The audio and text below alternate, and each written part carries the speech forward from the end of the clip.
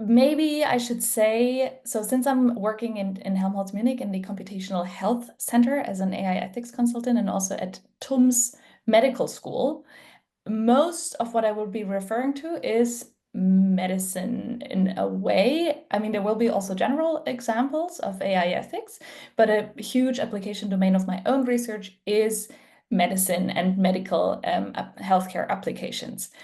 Um, However, throughout this talk, I hope you will also see how important this area of applied ethics is for AI ethics in general. So I think this is also an opportunity that we learn of the emergence of AI ethics through the emergence of biomedical ethics and other applied ethics disciplines.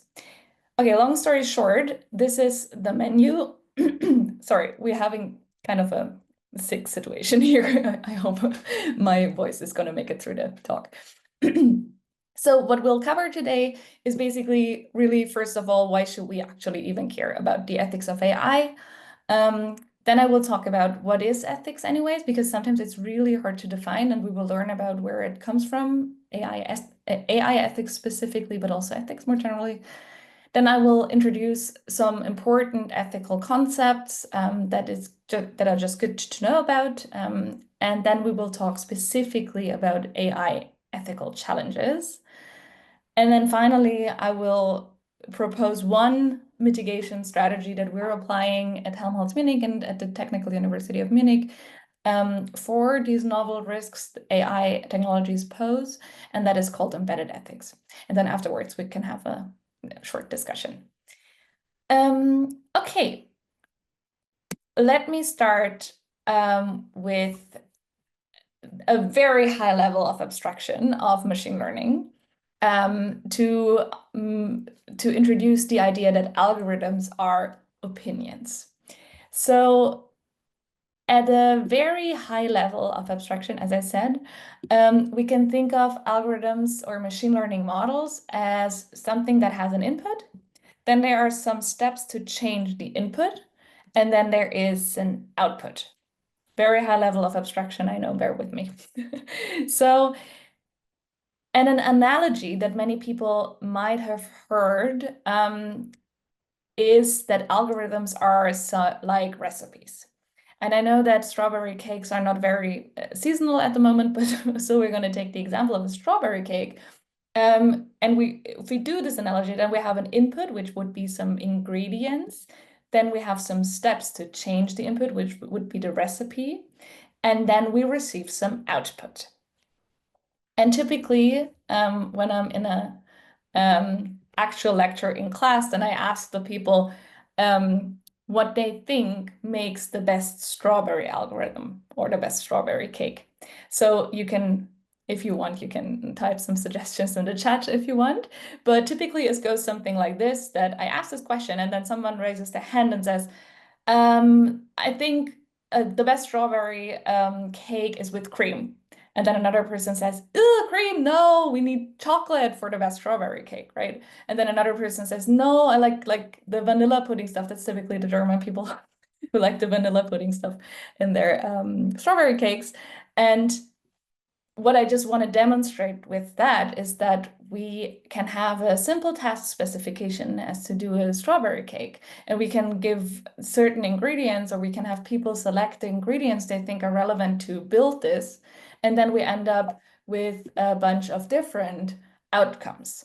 And these outcomes, similar to the AI algorithms and AI models we build, can benefit different people in different ways.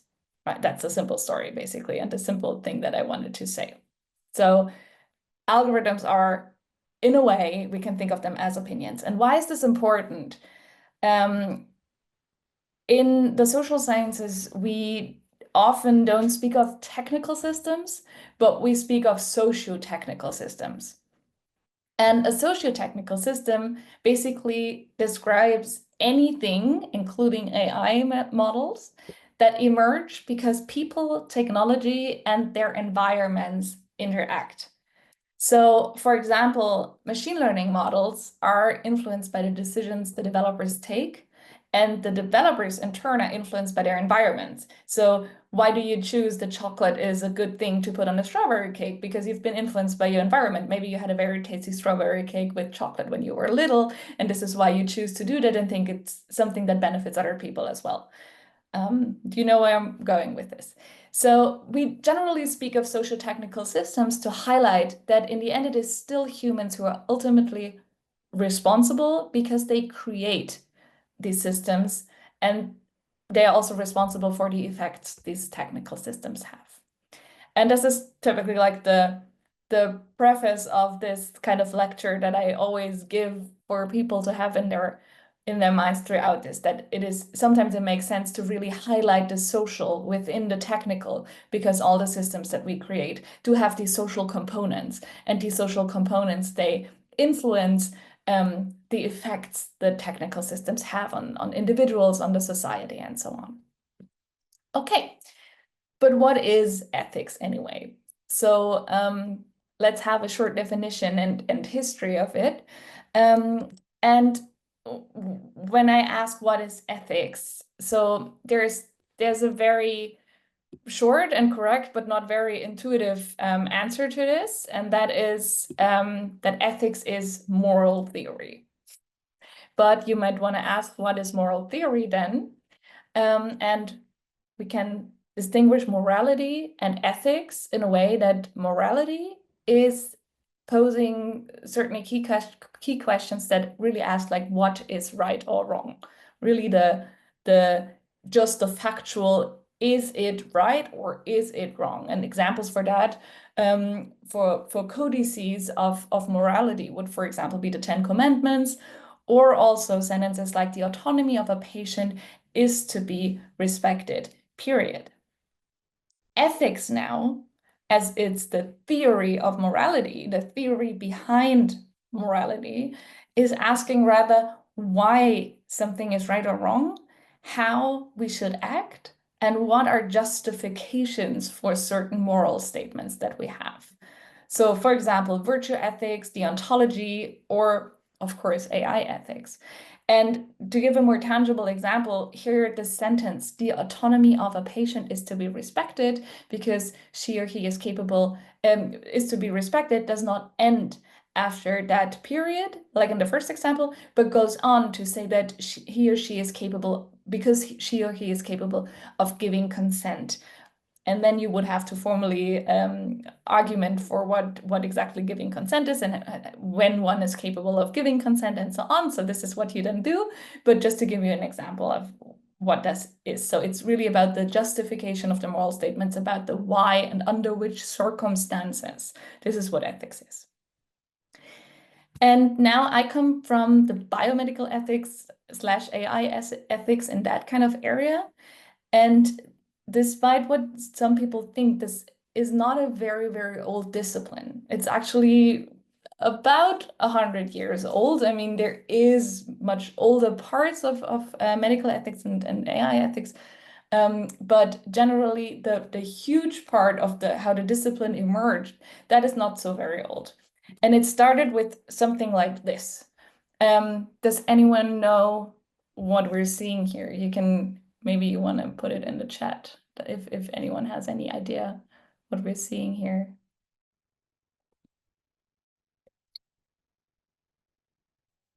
Yeah, that's correct. The Nürnberger Prozesse or the Nuremberg trials. So the Nuremberg doctors trials specifically. And the Nuremberg doctors trial was the first of 12 Nuremberg trials against those responsible in the German Reich during National Socialist era. Took place in Nuremberg, hence the name, in the Palace of Justice, before an American military court. And it dealt with foremost the involuntary human experimentation of various kinds, murder of the sick, murders in connections with all these horrible Nazi crimes that happened during the time. And this successor trial was one of the first kickoffs of biomedical ethics. I mean, not the very first, there's other examples earlier than that, but a major kickoff for this discipline to emerge, because people started to thinking of, okay, what should we actually be doing? And this is an indicator for an ethics question. So if you have a should or shouldn't question, then it's usually ethics. So, and what should we actually be doing? What should we be allowed in medical research or in medicine in general? Then there's other examples. This is not such a good riddle because the name is already in the picture. The Tuskegee syphilis study. I don't know who has heard of this. Does anyone know what this study was for? I mean, it's pretty easy, but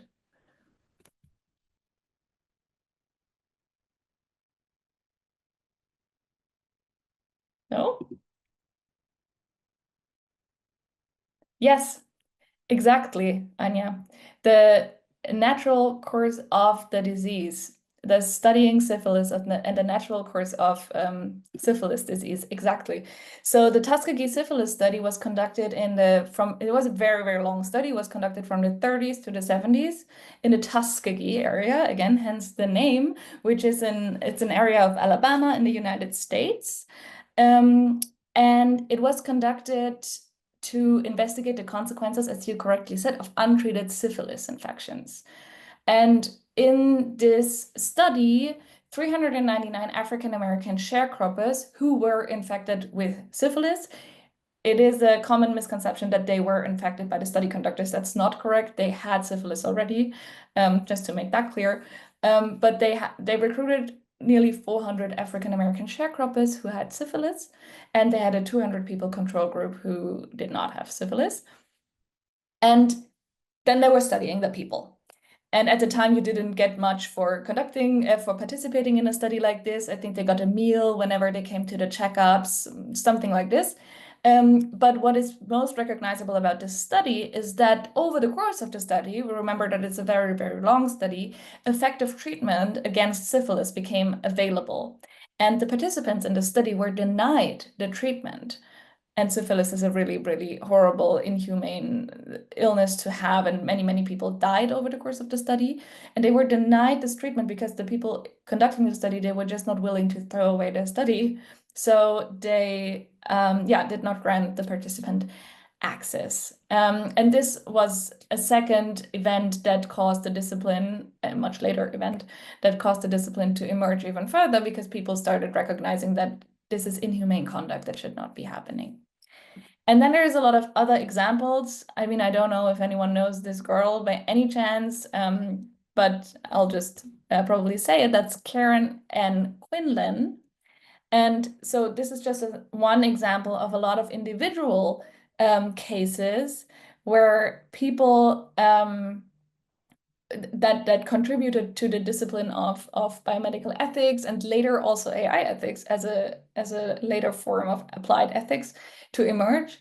And Karen Ann Quinlan, she had a circulatory arrest in the 70s at a party, presumably to drug abuse at this party.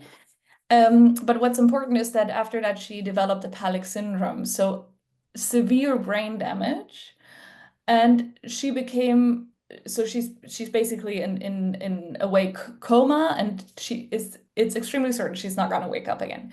And from there, the parents and her partner fought a year-long legal battle to stop or not stop her ventilation. And at the point, it was the courts the courts expected stopping a ventilation of a patient like this to be homicide. So they wouldn't let the parents of Karen, who really desperately wanted to let their child go because she could never wake up again, wouldn't let them. So there was this huge, huge, long fight in court and everywhere, and a huge ethics discussion, or that kicked off a huge ethics discussion about passive euthanasia through the withdrawal of treatment, basically.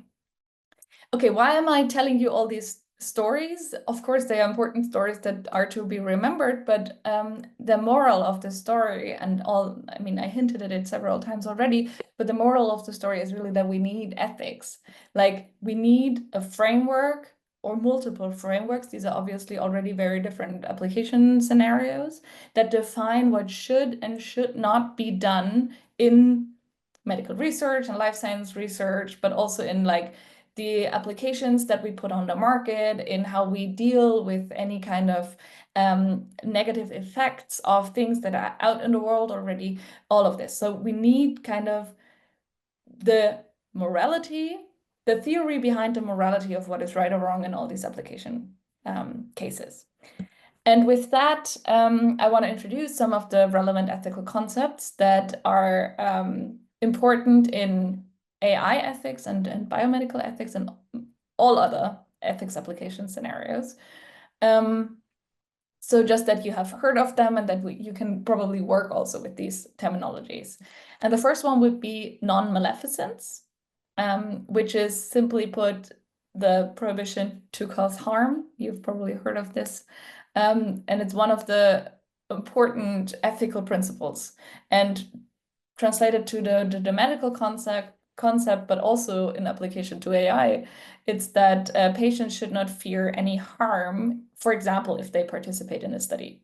So, for example, researchers, as per moral codices or per ethics, are not allowed to remove somebody's like perfectly functional kidney, for example, just to see if a drug has certain side effects on people with only one kidney. Stupid example, but stuff like this would be ethically absolutely unacceptable because we have this principle of non-maleficence, so the prohibition to cause harm.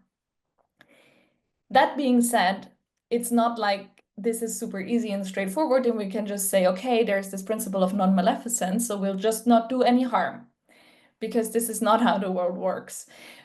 Simple example of how we have this principle conflicting in the real world is whenever we want to heal any kind of patient. So if we want to conduct surgery, for example, the first thing we have to do is cut the patient open, which arguably causes harm. But in this case, and this is all what ethics is about, the benefits of what happens only because we conduct this harm outweigh the risks and outweigh the harm that is produced by the procedure. Leading us over to the next important concept, which is beneficence. And beneficence, closely related but yet different from non-maleficence, is the principle of do good, basically. So again, in the medical area, that's the treatment of diseases, that's the relief of suffering, the prevention of diseases. And it's a very important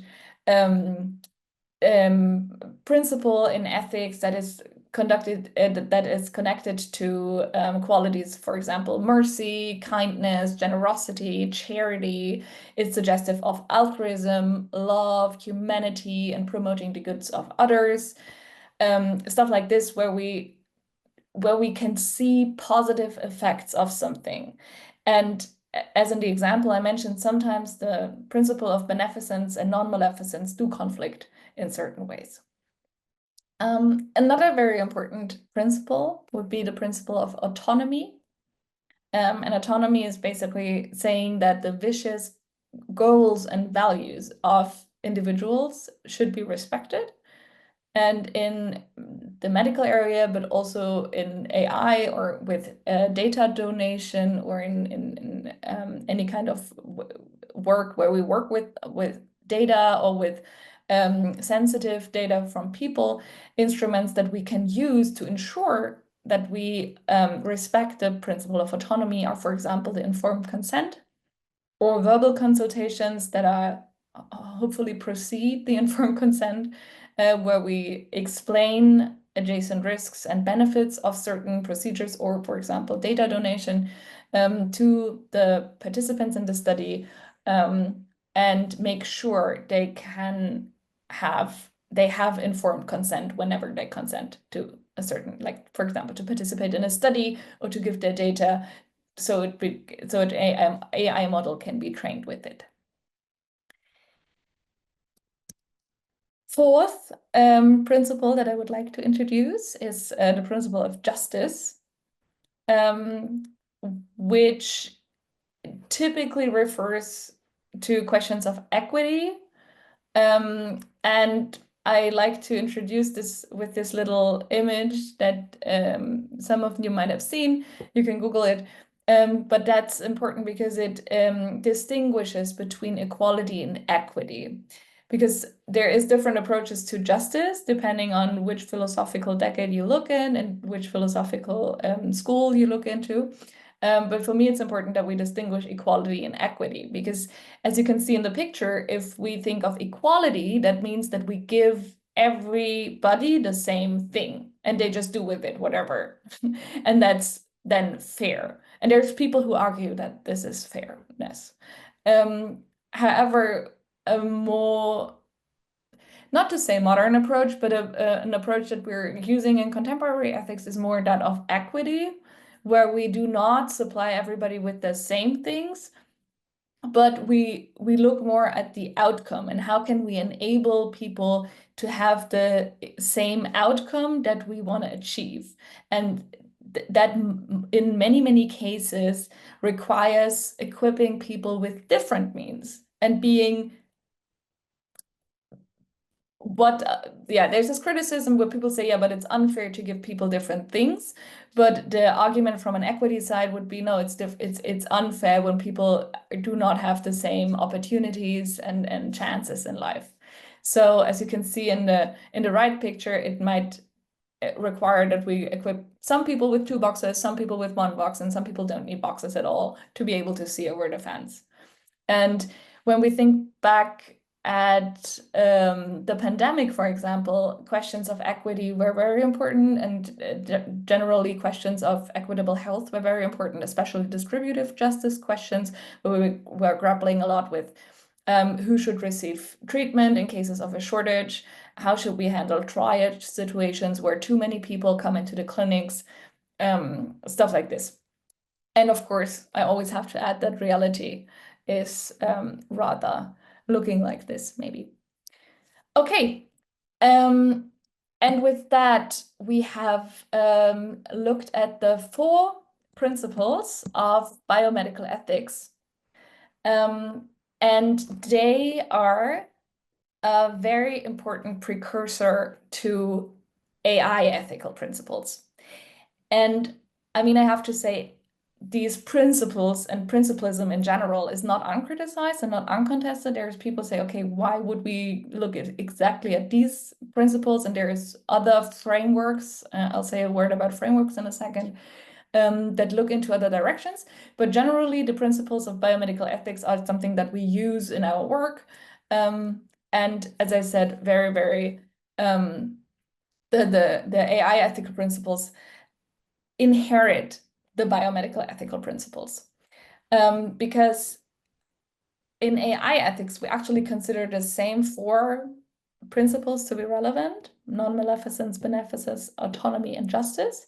And then there is 1/5 principle that is transparency. The choice of comprehensible architectures, for example, of both experiments and algorithms. So this is all of this is not only valid in AI or in biomedicine. Ethics is more broad, basically. But here, for example, that we choose comprehensible architectures, we foreground transparency and the need for transparency, that we have understandable documentation, complete documentation, stuff like this. And for example, this work of Luciano Floridi, who's a very famous AI ethicist, proposes these 4, the biomedical ethical principles plus transparency, to be the principles of AI ethics that we should work with. But as I said, it's not uncontested that explicitly these should be the principles. There's other suggestions, other terminology to be integrated. So for example, responsibility as a concept is very important, but it's not a principle. It's like subsumed under various of the principles. But others would argue that it's a principle in itself. And responsibility, just to introduce it as a concept too, it refers to the causal responsibility of moral agents for harm in the world and the blameworthiness that we ascribe to them for having caused such harm. So basically that just says that when we look at responsibility, we try to find links, causal links between actions and effects. And we just subscribe these actions and the effects directly to the stakeholders with these causal relationships. So we know who to blame, basically. So for example, looking at technical tools, for example, if a tool is not functioning according to its specifications, so this is why we have the CE certification and stuff like this in Europe. Something needs to be functioning according to a specification it was certified with. And as long as it does that, those who created the tool and hence the specifications can be held responsible for any unwanted consequences. If you use a technical tool outside of its specification, and it causes harm, then you can be held responsible for these consequences. Just as an example for responsibility. Okay, so we've talked about different things, different concepts flying around, for example, frameworks. And frameworks are always a set of principles. So what we just introduced, the non-maleficence, beneficence, justice, autonomy, transparency, maybe also responsibility, depending on who you ask. And principles then, in turn, inform guidelines. And ethical guidelines is then what most people meet in their work. So for example, here you can see the SIAMS guidelines. SIAMS guidelines are the international ethical guidelines for health-related research involving humans. And I'm not going to go through all of them. There are 25 guidelines. I just put them here on the slide.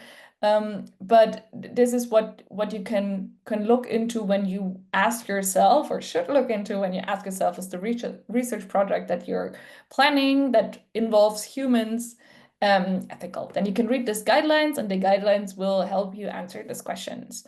And we're still working on similar documents in the AI realm.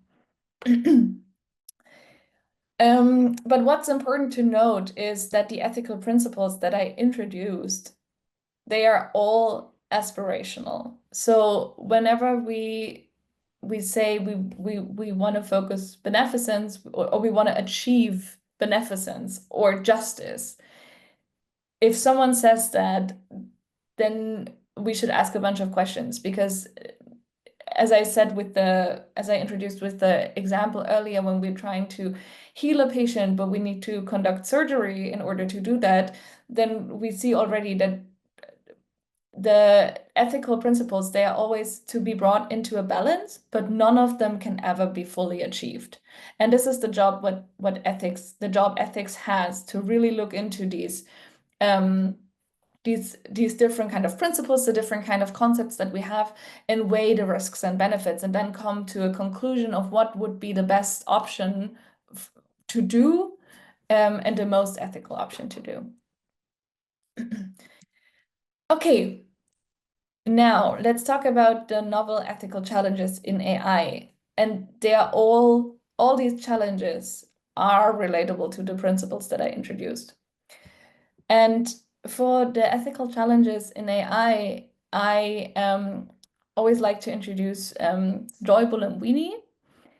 Joy Buolamwini was an MIT Media Lab graduate student, and she is one of the major figures in helping us understand the particularities of machine learning and their implication for ethics.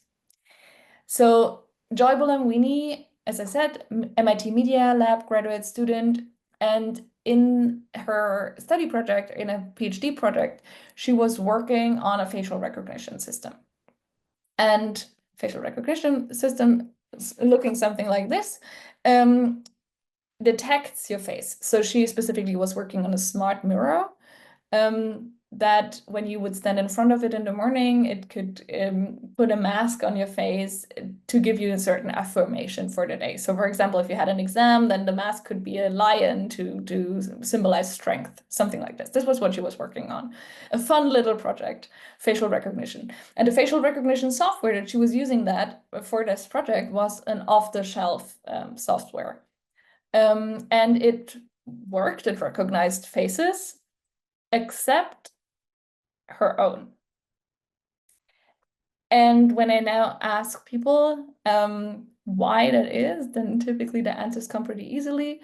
because today we know, but back then when she was conducting this research, AI ethics was still very, very early, and it was not so well known why exactly this facial recognition software that was certified to recognize faces wasn't working on her, except when she was wearing a white mask. So I don't know who of you knows this example, but it's not really news for us today, but it was really remarkable when Bulamwini and her colleagues first published on this issue, because obviously the facial recognition system didn't recognize her face because she was A, black, and B, a woman. And these characteristics of people are known to be misrepresented in a lot of trainings databases, and that facial recognition systems like this one, for example, that she was working with, are just substantially worse at recognizing people's, like black and women's people's faces.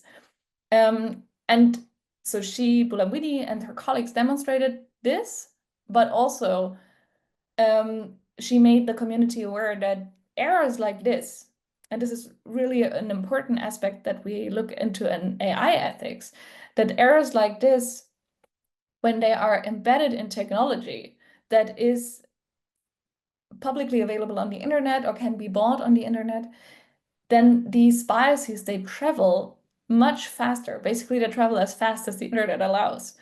And when they are removed from, or generally when AI is removed from the context it has been created in and it has been created for and is reproduced all over the work, the potential harm biases, errors produce are being amplified.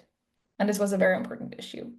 And another very important AI ethically related challenge that we recognize with this and a bunch of similar works that have been published since is that of intersectional injustice.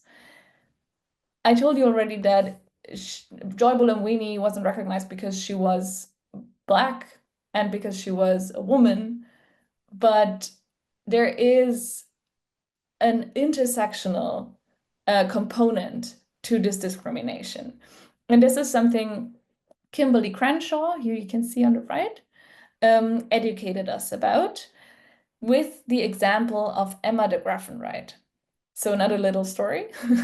Emma de Graffenried on the left was involved in a failed lawsuit against General Motors, actually in 1976, because she had applied to the company. She wanted to be hired by General Motors, and they didn't hire her. And she claimed that the company's hiring practices discriminated against Black women.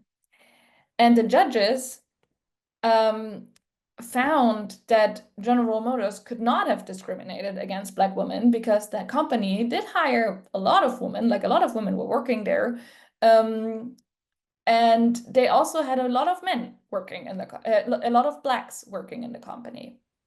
What the court, however, failed to see is that the women were all white and they were working in secretary positions, and the men and the Black people who were all men and they were hired in factories jobs. So they were all working in the factory.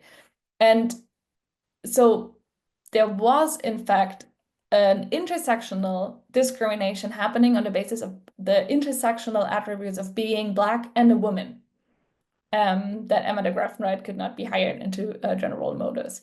And this highlights, so Kimberly Crenshaw was the analyst who figured this out and published on this and got very famous about it. And by that inspires or shows the necessity of doing intersectional analysis when we have trained our machine learning models that to date are still not very sufficiently conducted, I would say. But they are really important to emphasize the interaction between different demographic categories. So for example, race or gender or age. So this is how an intersectional testing of a model would look like. So basically when we do that, we look into the performance of the machine learning model, but we don't look into the overall performance or the overall accuracy or the overall false positive rate. But we look into certain subgroups. For example, how well does it work for old people? How well does it work for young people? But then additionally, intersectional groups. So for example, old male or old female, young male, and so on. And this is very important that because this, when we do this, then we can actually see for whom does this model work well. And we often see huge discrepancies between different groups. And particularly coming back to the healthcare area, when we work in an area where it is crucially important that the technology we apply works regardless of racial, gender, or other categorical attributes that we use in practice, then a scrutiny of a model like this is extremely important to validate it for a certain use case, like, for example, a medical application. And stuff like this gets overlooked and leads to studies or headlines like this, where then machine learning models are introduced into clinical practice. For example, in this example, where a machine learning model was introduced in a hospital to rate the risk level of patients in order to see if they should receive treatment or not. So basically, the algorithm was suggesting a decision if a patient should get treatment or not. And this algorithm was found to be substantially biased against Black people, not, or basically suggesting that Black people who were at the same general risk score should not be eligible for treatment in comparison to white people at the exact same risk score, because there was a historical bias embedded in the system, because the system was trained on historical treatment data, learning from when Black patients were treated in the past and when white patients were treating in the past, inferring from that data if a Black patient or a white patient should be suggested for treatment. And this data, this was just historically biased, with Black people in the past being marginalized, receiving treatment much later, with the economical costs that come with treatment in the US, and with Black people being more frequently belonging to poorer groups in the population. And with that, this algorithm was extremely biased. And because no subgroup testing or none of these tests have been performed, this was completely overlooked, and this was actually taken into practice. And the study you can see on the right by Ziad Obermeyer and colleagues figured out this bias and published on this, and then it got retracted. And then there is also other phenomena that we figure out machine learning has, that are like social scientists and others are still grappling with and trying to make sense of this. So for example, in this example, an AI was able to predict the race of patients they just got an X-ray for, and they were able to predict the self-identified race of the patient from training data. And this is interesting and important insofar that when you give a bunch of X-rays to medical professionals, radiologists who've been working in the field for years or decades, they will not be able to tell you from an X-ray what race the patient has they're looking at. And in a way, machine learning models are able to pick up that information from X-rays alone. And that is really alerting a lot of people at the moment, because we're trying to figure out what that means, that social attributes and categorical attributes like race seem to be embedded also in the visual signals of certain images, and can be picked up by machine learning, and what that means also for other systems that we have in place, and which might be biased in a way similar to here, biases that humans cannot see, and that we might have overlooked testing for. Okay, a bunch of examples, a bunch of risks that this new technology poses. What is the moral of the story? Of course, that training data matters. And this is what people like refer to the data challenge, because we know that training data matters and that it is super important. You might have heard this phrase, garbage in, garbage out. But we still have a huge challenge, particularly in data scarce areas like medicine, to have good quality training data available. Often we have um, the data that is available is ill-structured, or we have high variability in the data that we have. Then the data is extremely expensive to collect, and even more expensive to label, because often you need highly trained specialists to label data, particularly in areas like medicine. Then because of that, you often have a problem with the quality of the annotations. And as I said, training data matters. The quality of the annotations or the labels in the training data set obviously also determines the quality of the trained algorithm. We think back to a strawberry cake right from the beginning. Then sometimes we have the problem of overfitting, where an algorithm fits the training data too well, and then when we translate it to another scenario or just the real world, then it is not really reliable. And we have the problem that sometimes we train algorithms and then we transfer it, it works in a real world scenario, but then we translate it to another scenario and it might fail. And a prominent example of this would be you have a machine learning model, you train it with X-rays, the X-rays were conducted with a certain scanner, you translate it to another clinic, the clinic uses another scanner, the machine learning model doesn't work anymore at all. And then we have issues like, for example, the black box problem.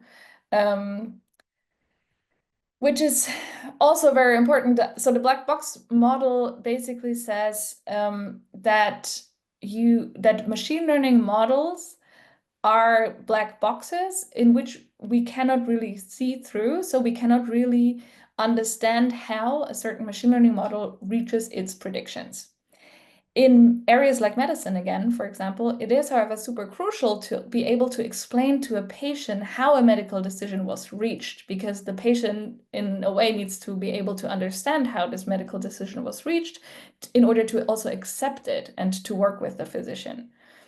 But as I said, machine learning programming is implicit, and that means we don't know the underlying mechanisms of the output creation, of course, depending on the output. But that is a crucial problem. And there is an entire field expanding to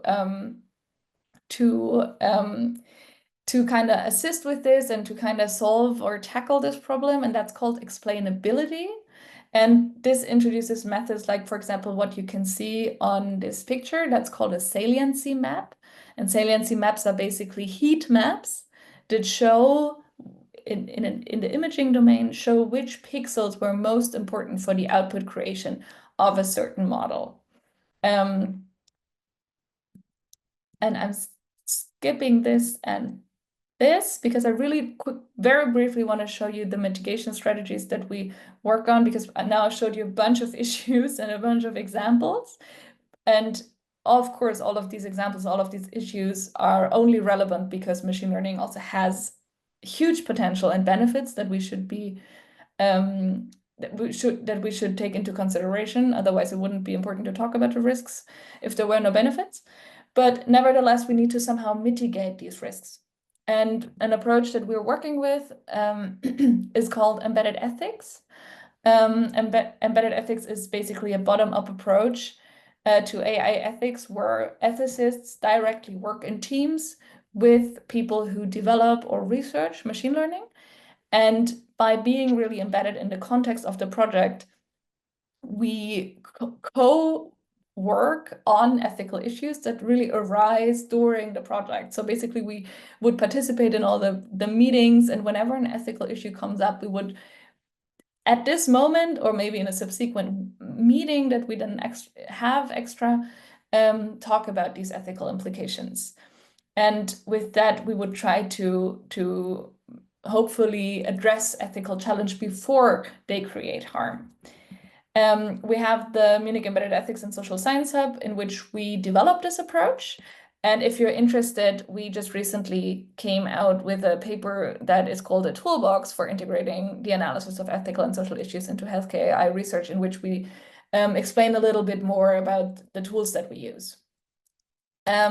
One tool, just very quickly, because you can also Google it, that we're using is model cards. And that is a workshop format we've developed on the basis of the model cards paper from Mitchell et al., where we, together with the developers, create leaflets, basically, for trained machine learning models. So accompanying documents that look like this, in which we define the intended use of a model. We educate people about what training data was used and the ethical considerations that are relevant with this trained machine learning model. And with that, I'm happy to answer any questions you might have.